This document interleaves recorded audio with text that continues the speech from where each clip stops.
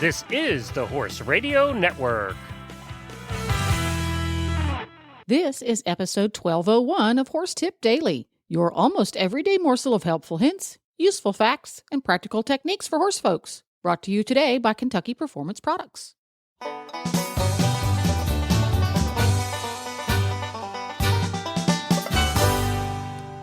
Greetings, horse people. Coach Jen here, and thanks for tuning in to Horse Tip Daily.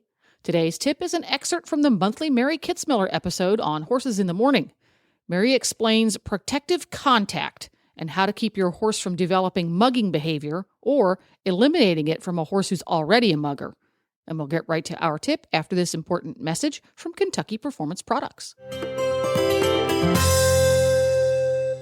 The horse that matters to you matters to Kentucky Performance Products. Are you worried about digestive disorders such as colic, diarrhea, and ulcers making your horse sick? Try adding Nalox Advanced to your horse's diet. The ingredients in Nalox Advanced support a healthy stomach, robust microflora populations, and normal gut function, so digestive disorders become a thing of the past. Nalox Advanced is recommended for horses of all ages to maintain a healthy gut and reduce the risk of ulcers, diarrhea, and colic. Why take chances with your horse's well-being? Start your horse on Nalox Advanced today. So let's talk about that. That's your training tip of the month anyway, is working with treats and how to keep your horse from mugging you. Yeah, I tell you what, that is the biggest deterrent from folks who are looking to get into positive reinforcement or clicker training. And that is the biggest criticism that folks who don't really understand how this method is applied have for it. They say, oh gosh, don't ever give treats. It's going to make your horse muggy. He's going to bite your hands and get in your pockets and he'll be a monster.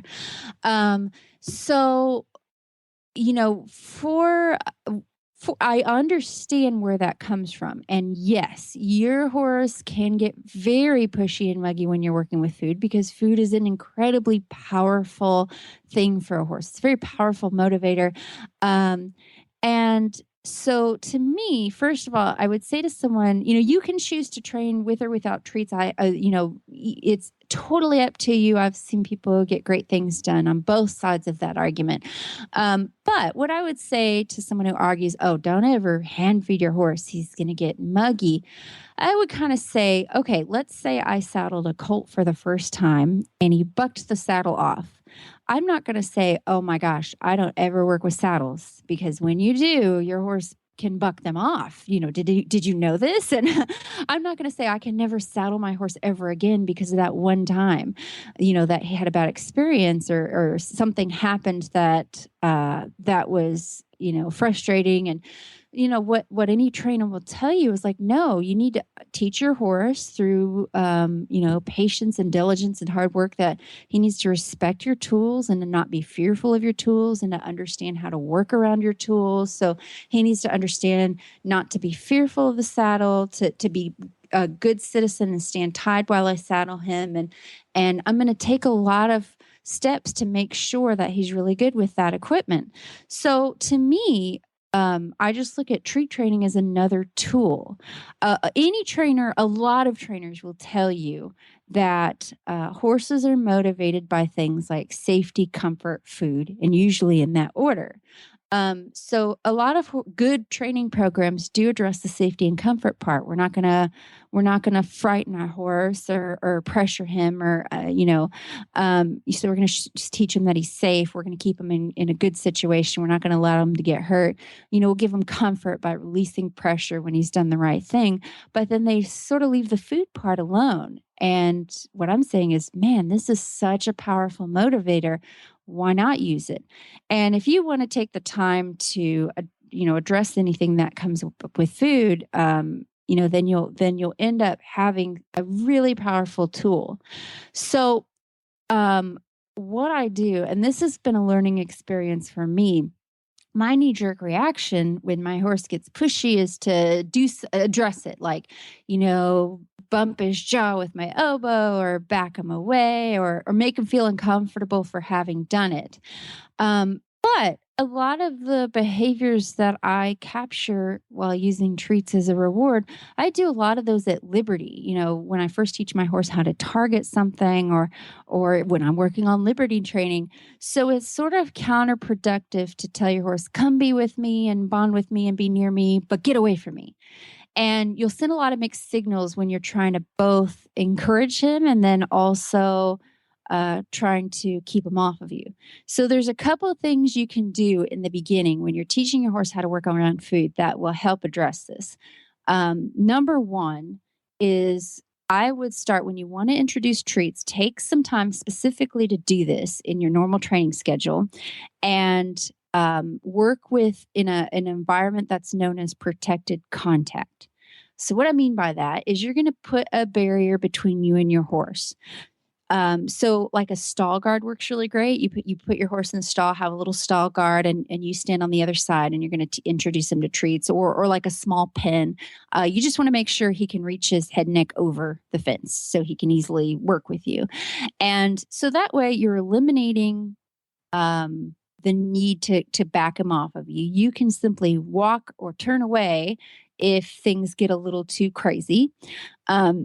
And then from there, there's a specific exercise that a lot of clicker trainers will do. I call it mind your manners. I know Alex Curlin, who we've had on the show before, calls it grown-ups are talking, which, by the way, I just love. When grown-ups are talking, don't bother me.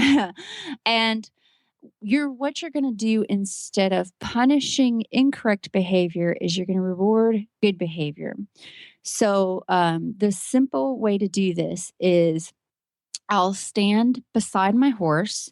I will kind of clasp my hands in front of me, which both will act as a cue for the horse to be respectful, but it'll also kind of keep all my fingers out of harm's way.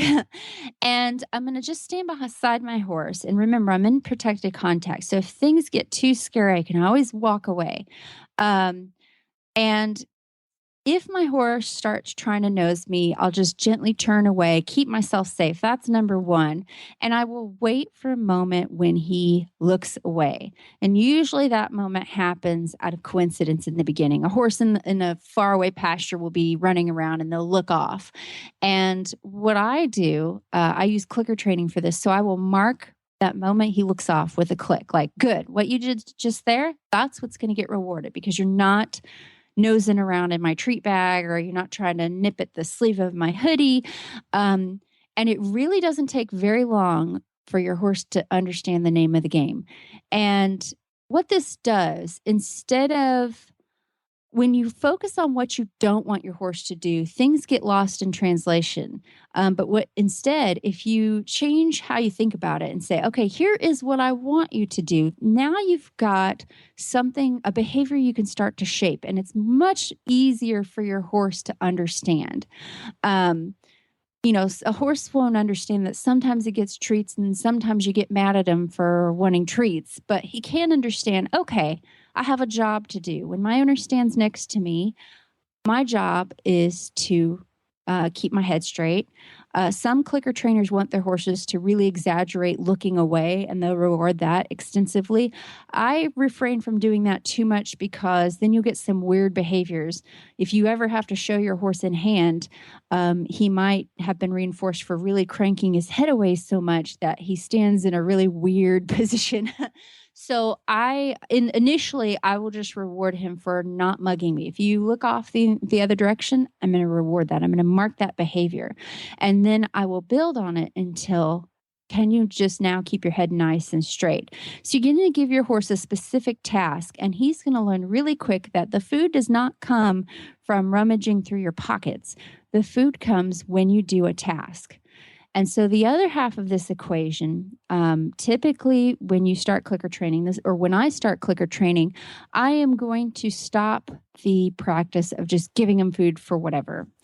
And you might say, well, man, I just really want to give him a treat just because. That's fine, but I would still like you to perform a simple task. And doing something such as this, where I stand next to you and you keep your head nice and straight and you're respectful and I can reward you for that, that's just going to instill in his horse to get the paycheck, he's got to do the work. And it can be a very simple, easy task such as that, or you can ask him to do something else. But in general, I'm not just going to hand him a treat for no reason. There's always going to be something he's got to do to earn it. And so that's going to start putting a mindset on my horse of, okay, when my owner is with me, there's something I need to do. There's something I need to accomplish. And when he's got his mind focused on a task, he'll be less focused on trying to nose around and rummage through your pockets or your treat bag or pull on your sleeves. And some horses where the behavior is escalated to a point, this will take a lot of maintenance. But for most horses, they understand the name of the game really quick.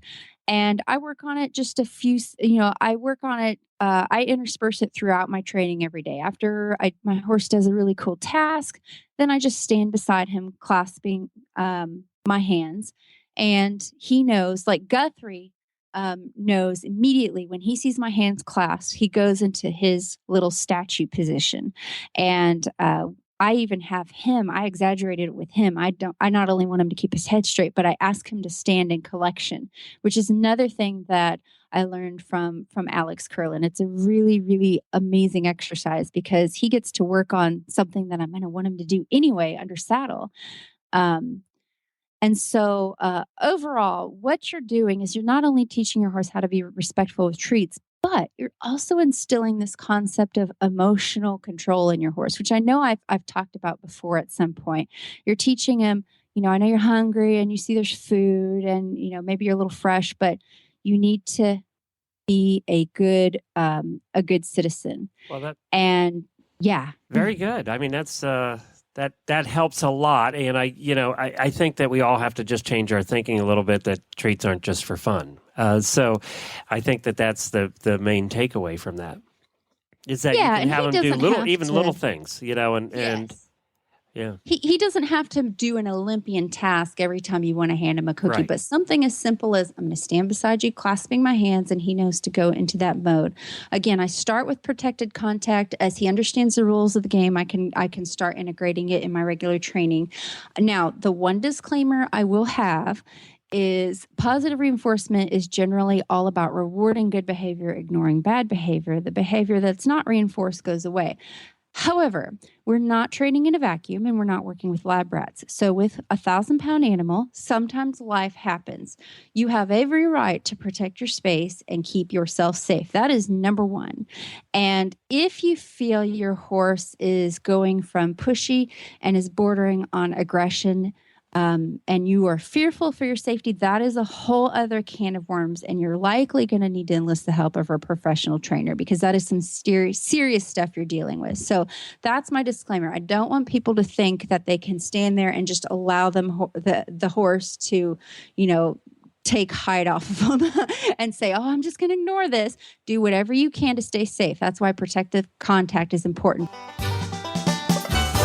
Well, there you have it. You can find links to today's guests, as well as lots more tips at horsetipdaily.com. Make sure to have all of your favorite Horse Radio Network shows with you wherever you go with the free Horse Radio Network app for iPhone or Android. Just go to your app store and search Horse Radio Network. You can also subscribe via iTunes. This podcast was made possible through the generous support of Kentucky Performance Products and listeners like you. The Horse Radio Network and the Horse Radio Network hosts are not responsible for statements of guests or their opinions. Use your own judgment when listening to the tips provided by the experts on Horse Tip Daily.